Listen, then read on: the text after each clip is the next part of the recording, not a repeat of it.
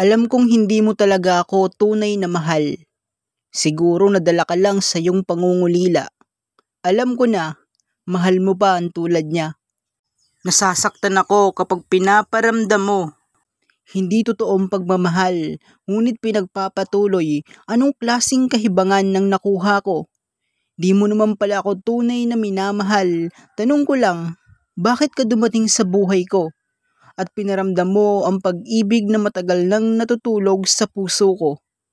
Ilang taong sanay mag-isa ang damdamin ko. Ngunit bakit ikay dumating sa di inaasahang pagkakataon? Ito ba ay pagsubok ulit ng tadhana para ako'y matuto sa aking buhay?